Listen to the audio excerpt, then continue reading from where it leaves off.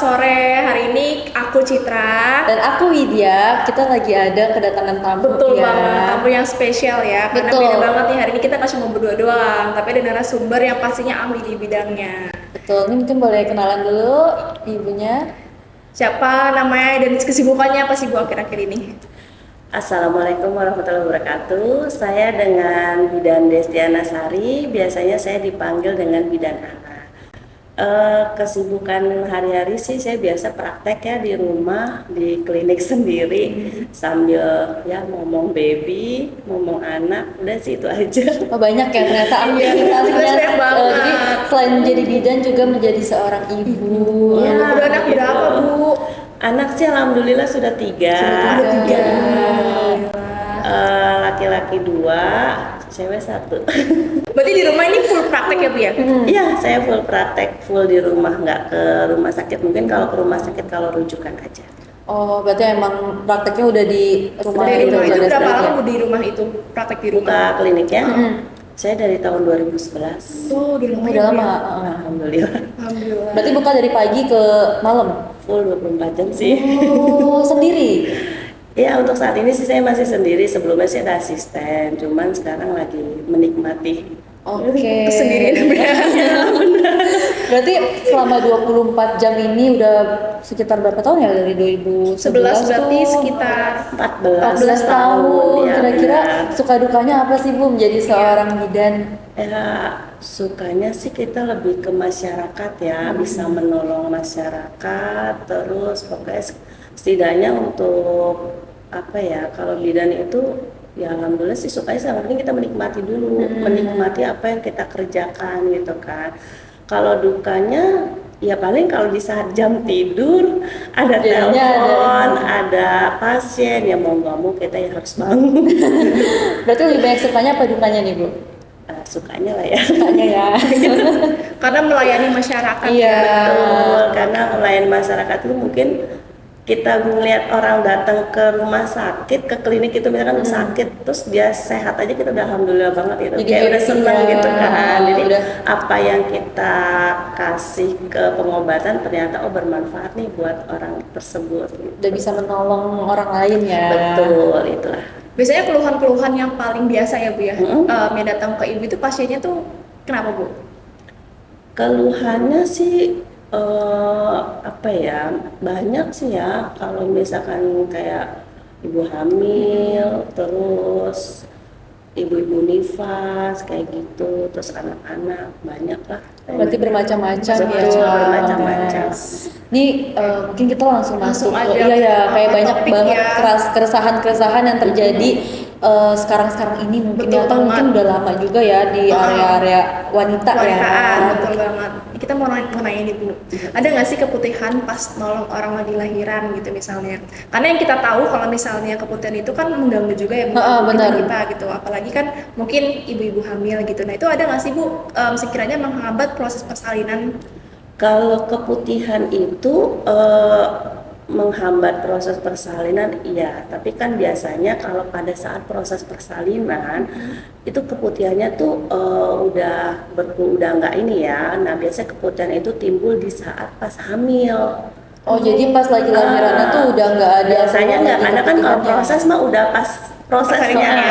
Nah pas prosesnya kan biasanya cuman ada darah, lendir gitu kan. Tapi kalau menghambat pas hamil mungkin gitu, pas menghambat kehamilannya karena faktor hormonal ya kan. Nah itu bisa menghambat nanti ketubannya bisa pecah kayak gitu. Berarti mempengaruhi ya keputihan itu Iya, benar-benar kayak keputihan itu mempengaruhi karena ada kan dia reaksi yang- bakteri bisa mengiritasi selaput ketuban tersebut. Nah kan kayak kita ya Bu, kita kan banyak aktivitas nih, ya produktif banget lah ya. Iya, apalagi kita juga masih gadis ya. Tadi kan juga yang udah diceritain sama Bu Ana kan udah cerita-cerita yang orang udah mau Menikah, lagi promil. yang lagi promil atau bahkan yang udah mau melahirkan. Nah, buat kita-kita yang masih gadis nih kan kita lagi Masa-masa aktifnya nih Bu, aktif, produktif banget betul, lah gitu banyak ya. aktivitas, terus juga mungkin kayak banyak hal-hal yang bikin jadi capek, stres kayak gitu. Terus tipsnya gimana sih Bu biar nggak mengalami keputihan atau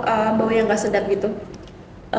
Tipsnya sih mungkin sering ini aja ya, jaga area misfi kayak gitu. Misalkan jangan suka pakai celana yang ketat-ketat nih, karena kan area misfi itu kan butuh oksigen. Terus kalau misalkan kita untuk menghindarinya sering-sering ganti celana dalam aja sih saran saya itu. Jadi jangan sampai kalau misalkan itu dia lembab. Jadi kalau udah lembab mendingan ganti itu. Terus hindari stres. Pola makan juga dijaga, dari makanan juga akan memicu ya untuk timbulnya keputihan. Oh, berarti Pola ada. makan juga mempengaruhi. Oh, kita sering makan makanan yang makanan sembarangan bergizi ya. yang bergizi dan banyak micin. Berarti itu juga mempengaruhi Itu ya. akan mempengaruhi kayak jenisnya banyak ya. banyak tepung-tepungan tuh kan banyak tuh olahan tepung-tepungan. Cireng juga termasuk ya Bu. Termasuk Makanan favorit kita. pokoknya Gimana jadi kita harus makan sehat ya. Itu berarti udah mulai harus dikurangi ya, atau Ya harus di betul, stop justru dikurangi ya. aja lah. Berarti banyak juga ya tips-tipsnya. Tapi kira-kira selain tips-tips yang tadi udah disebutin, ada lagi nggak sih Bu tips-tips yang emang bisa memicu adanya keputihan dan bau nggak sedap itu? Paling ini ya, saran sih kalau bisa pakai sabun yang untuk menjaga area kewanitaan itu pakai sabun yang khusus untuk area kewanitaan tersebut kayak gitu. Oh, karena selama ini ya, Bu, mungkin teman-teman juga ngerasain atau gimana ya, mungkin yang masih gadis-gadis gitu Iya. ya. Karena biasanya kalau misalnya kita mandi, udah sekalian gosok area misfi kita gitu Ya, loh. Jadi sekalian pakai sabun mandi kan biar sekalian gosok ya, Iya. sekalian pakai. Jadi sekalian yaudah deh sekalian pakai aja gitu ke area di area misfi. Itu berarti nggak boleh ya Bu ya? Nggak dianjurkan sih untuk sabun mandi. Untuk sabun mandi dipakai untuk sabun misfi kita ya, karena kan misfi itu kan area khusus. Ya kalau misalkan sabun mandi otomatis kan bisa iritasi atau pH-nya itu tidak sesuai dengan pH yang ada di misfi. Oh, Kayak jadi karena gitu. pH-nya itu juga ya Bu yang Betul. mempengaruhi. Berarti nggak boleh pakai Iya. sabun cuit, mulai berhenti itu pakai sabun. Iya juga ya. Karena Berarti- ternyata kebiasaannya nggak boleh ya Bu ya. Nah, mungkin itu juga jadi pelajaran juga nih buat Bioltizen kan mungkin iya yang masih gadis, mungkin kan selama ini orang mikirnya tuh oh pakai sabun area kewanitaan mah buat yang udah nikah aja gitu, karena kita juga kan belum nikah jadi mikirnya nggak perlu Iya. tuh buat pakai sabun. Jadi emang kita kayak nggak gitu. aware ya. Masa kan Iya. baru tahu kalau misalkan ternyata tuh nggak boleh sabun mandi itu dipakai dipakai buat ke ke area misfi. kewanitaan. Berarti nggak boleh ya. Berarti orang-orang yang harus pakai sabun area kewanitaan tuh justru yang emang masih remaja, yang nggak yang mau nikah tapi baru pakai. Justru dari yang dia sudah mengalami pubertas ya. Oh, udah boleh nah buat itu pakai. bagus ibaratnya, karena kan misfi itu kan kita harus jaga, itu kan area khusus untuk kedepannya. Iya. Investasi masa Investasi depan. masa depan. Itu investasi masa depan untuk calon suami. Jadi harus dijaga sebelum mau nikah ya. Betul. Jadi kita tuh harus lebih aware lah sama diri kita sendiri. Kayak tuh Bioltizen Oke, untuk tuh. teman-teman nih ya. Jangan yang- pakai sabun Jangan pakai mandi sabun mandi. demi irit ya irit. Pakai sabunnya langsung Iya. dipakai barengan. Berarti itu udah nggak boleh ya. Nggak pakai boleh kayak ya, gitu. nggak dianjurkan. Iya, nggak boleh ternyata. Pantesan agak suka ini sih, agak terasa kering juga. ya, Iya. karena serasa iritasi. Kalau misalkan nggak cocok dia akan perih di bagian misfinya. Oh. Karena itu yang saya bilang pH-nya itu kan dia tidak sesuai. Sementara untuk area kewanitaan itu kan dia pH-nya itu di antara 3,5 sampai 4,5. Oh, berarti sabun mandi itu pH-nya di atas si sabun. Ya di atas dari pH dari sabun yang khusus itu. Pantesan memang suka ngerasa kering sih. Mungkin teman-teman juga ngerasain kering dan juga ada yang iritasi. Berarti itulah penggunaannya karena pH-nya berbeda gitu Iya. ya. Kasihan ya Miss V kita kemarin-kemarin pakai pH yang tidak sesuai. Pasti dia menangis nih. Iya, kan setidaknya area muka dijaga tapi bawah juga harus dijaga. Oh betul, gak cuma pakai skincare ya, Bioltizen tuh ingat kata Bu Ana, bukan cuma atas aja ya. Jangan atas aja dijaga, Atas tapi bawah bawah juga harus dijaga. Gitu. Karena bawah tuh investasi masa depan kita. Berarti mulai bulan depan jangan cuma stok skincare doang ya. Iya, yang bawah juga harus dirawat. Di bawah juga harus dirawat. Ternyata memang bener banget kita harus aware ya sama Area area kewanitaan kewanitaan kita. Tapi kita. kira-kira ada tips nggak sih Bu buat nyari sabun area kewanitaan yang tepat gitu? Jadi tipsnya itu untuk mencari sabun yang untuk area kewanitaan itu saran saya sih cari yang sabunnya itu kandungannya yang pH-nya itu sesuai dengan area misfi kita. Terus teksturnya itu lembut dan dia tidak membunuh bakteri baik dan tidak berbau. Ya maksudnya nggak menyengat lah baunya, yang nggak seperti jamu juga. gitu. Oh, ternyata ada ininya juga ya. Maksudnya untuk area kewangian itu nggak boleh sembarangan ya. Iya. Oh, ternyata Terus juga ada mungkin ininya juga ya. concernnya kayak anak gadis nggak mau yang bau-bauan Kadang ada yang Iya. suka bau jamu kan, Suka nah itu nggak kan mau kadang kan. ngerasa kok Nggak baunya nyaman. nggak nyaman, nggak sedap gitu. Berarti harus memilih yang wanginya bisa diterima Bisa diterima dengan di hidung ya. Betul.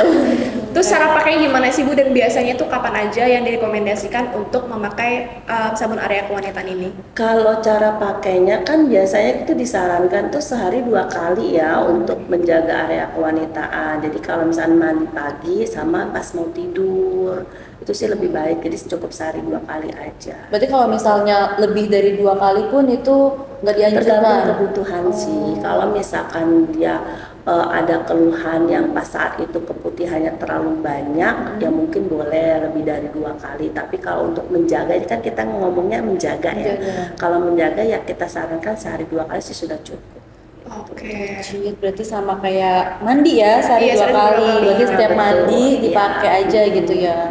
Berarti sekarang tuh udah nggak boleh lagi ya pakai sabun Mandi nggak boleh tuh ya Beautizen, jangan diulangi kesalahan yang sama. Betul banget ya. Gua mau nanya Ya, nih Bu, kalau boleh. misalnya lagi menstruasi, terus kita pakai dianjurkan nggak sih pakai inian, pakai sabun feminine wash? Apa kayak kalau misalkan menstruasi tuh nggak boleh pakai gitu? Boleh. Oh berarti itu yang aman ya? aman sih sehari 2 kali nggak masalah. Ya, karena kan menstruasi juga kan kita kotor kan. Iya. Jadi kalau cuman kita misalnya waktu menstruasi kita mau pakai nggak masalah sih Oh sehari berarti 2 kali. mungkin maaf kayak darah kotor yang keluar saat menstruasi itu ketika kena sabun Nggak area- boleh. nggak boleh ya? Nggak. Oke, soalnya juga kan mungkin karena juga mempengaruhi nggak sih menstruasi itu kan kadang-kadang suka gatal ya. Iya. Nah itu tuh kalau misalkan pakai feminine wash itu bisa mengurangi nggak sih rasa kegatalan? Dia bisa mengurangi rasa gatalnya, lebih nyaman. Jadi gimana sih Bu cara yang tepat buat pakai sabun area kewanitaan? Karena kan biasanya kita kalau pakai sabun mandi tuh Coba gosok-gosok biasa iya, aja, gosok-gosok asal gitu. kayak nggak ada arahnya gitu. Yang Iya. penting bersih. Nah kira-kira ada nggak sih tipsnya buat pakai sabun area kewanitaan yang benar tuh kayak gimana? Caranya sih biasanya kan kita basuh dulu tuh bagian area kewanitaannya dengan air. Nanti setelah dibasuh, ini kan ada sabunnya nih, kita semprot ke tangan ya. Ini contohnya seperti ini. Terus, nah nanti kita basuh itu bagiannya dari depan ke belakang, kayak gitu. Satu arah aja ya? Satu arah aja dan dia tidak bolak-balik. Nggak boleh. Nggak boleh. Kenapa? Karena bagian yang bersih kita usap ke bagian yang kotor. Nah kita usapnya itu dengan lembut, maksud bagian intimnya ya, karena kan di sini kan ada bagian dalam sama bagian luar.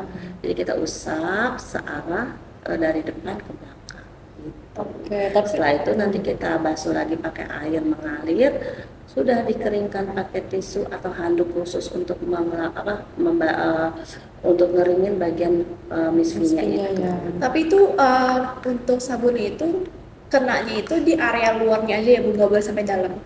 Nggak apa-apa sampai dalam, Sampai dalam. tapi kan nggak dalam banget, maksudnya sedang aja sih, Oh. senyamannya kita aja kalau kita membersihkan misfinya itu. Gitu. Tapi kira-kira ada kayak gejala apa ketika makanya tuh kebalik, misalnya malah dari Dari depan Dari ke belakang. belakang ke ke depan. depan. Ya itu kan kalau jadi kalau misalkan kita makainya kebalik dari belakang ke depan, berarti kita dari yang kotor ke yang bersih. Oh, Jadi nanti semua terkontaminasi. Iya, jadi sayang dong, percuma pakai sabun. Percuma ya, jadi buang-buang terkontaminasi. sabun. Jadi bagusnya ya dari bagian yang bersih ke bagian yang kotor. Jadi dari depan ke belakang. Oh, berarti kalau pemakaiannya salah itu masih bisa ada kemungkinan untuk Bisa, putihan lagi iya, gitu benar. ya. Oke, berarti pemakaiannya aja juga gak boleh ngasal ya untuk pakai si sabun Betul, area betul. kewanitaan. Pokoknya wajib dari depan ke belakang Iya. gitu. Dia nggak boleh dari belakang. Apalagi digosok-gosok nggak boleh ya? Iya, harus Boleh, lembut guys. ya. Jangan digosok-gosok. Nggak boleh digosok-gosok guys. Berarti untuk pemakaiannya juga kayak secukupnya aja ya. Ya, nggak usah secukupnya terlalu aja, nggak usah banyak. berlebihan. Oke, ternyata area kewanitaan tuh benar-benar sepenting itu ya untuk dirawat, karena itu juga untuk masa depan Investasi. juga ya, investasi masa depan lah ya. Dan itu banyak banget ya dari Bu Bidan juga cara mengatasi keputihan kayak Iya, gimana. tadi kan udah apa namanya soal penyebabnya juga apa, terus juga tipsnya ya tadi udah dikasih tahu juga sama Bu Ana. Berarti emang keputihan tuh jadi hal yang sangat amat ini ya krusial untuk di Iya. area kewanitaan ya Bu ya. Betul, karena memang kalau misalnya nggak diatasi, mungkin itu juga akan bisa jadi penyebab apa namanya kegagalan promil nggak sih Bu kira-kira? Bisa. Bisa jadi ya penyebab. Bisa. Berarti emang Karena kan nantinya jatuhnya efeknya jangka panjang. Gitu. Karena kan awalnya dari bakteri kan. Terus kalau misalkan dia makin banyak keputihannya, terus kita nggak obatin, otomatis kan bakteri makin numpuk di situ. Gitu. Oke. berarti emang udah harus diatasi dari sedini mungkin ya. Sebelum nanti promil, sebelum nikah, sebelum promil ya.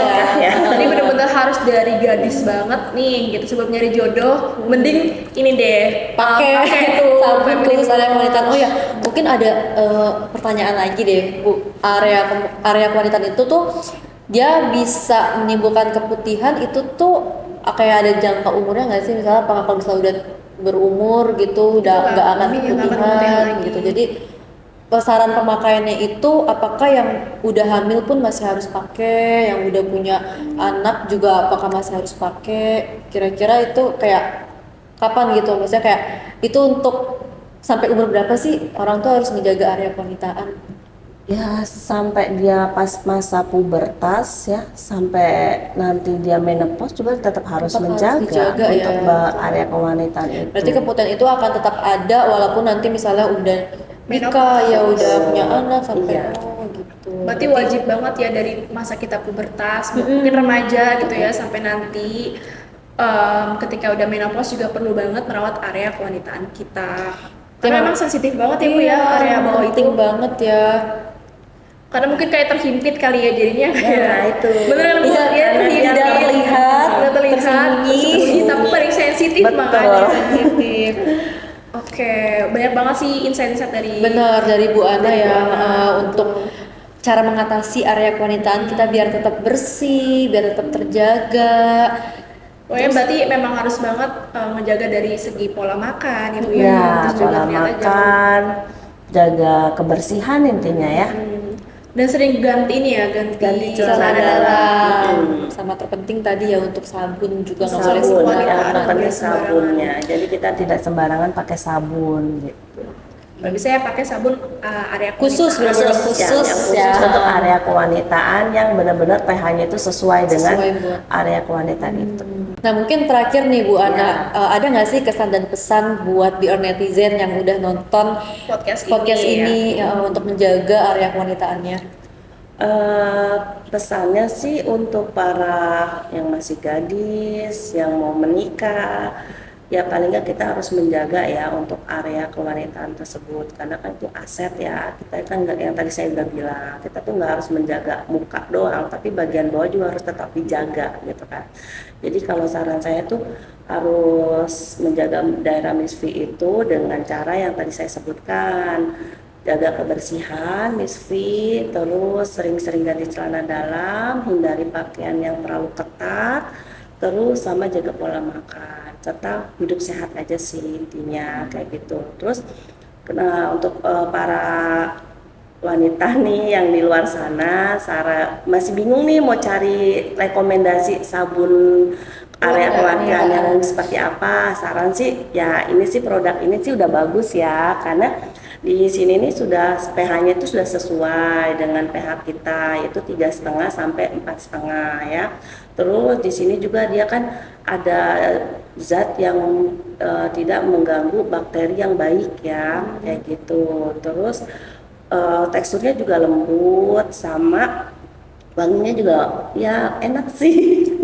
Cocok ya Bu ya, berarti nggak Nah, jauh cocok. gitu ya. Jadi dia tidak nggak nyengat banget gitu, wanginya juga soft banget, enak gitu. Jadi kalau rekomen sih, kalau misalkan di sana tuh masih bingung nih mau cari yang sabun feminine wash yang seperti apa, ya aku sih saranin ini gitu. Berarti emang cocok juga ya dipakai buat yang masih muda.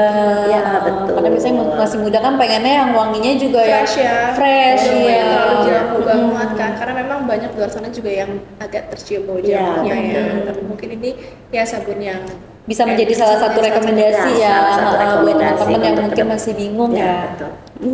Oke, makasih banyak ya Bu Bu Ana Ana, udah ngeluangin waktu di sini. Benar, udah banyak edukasi ngasih insight juga ke kita, ke bio netizen. Jadi kita juga pasti bakalan lebih aware nih buat jaga area iya, Miss area Vini Miss kita. sejak dini lah pokoknya Iya. ya. Karena memang sangat amat krusial tuh si area Miss Vini yang terhimpit dan tidak Benar, terlihat terlihat ini, tapi dia sangat penting ya. Betul, buat area masa depan kita. Oke, jadi mungkin teman-teman nih kalau misalnya nanti ada mau pembahasan apa lagi ya selain keputihan itu boleh banget nanti komen Komen di aja, kolom komentar, betul. jangan lupa biar kita tahu nih nextnya keresahan apa sih yang di luar sana yang lagi Betul. bikin kalian resah, bisa banget langsung komen di kolom komentar. Oke, terima kasih buat Bu Ana. Terima kasih, Bu. Untuk waktunya. Thank you juga build netizen udah standby sampai akhir. Bye bye. Dadah.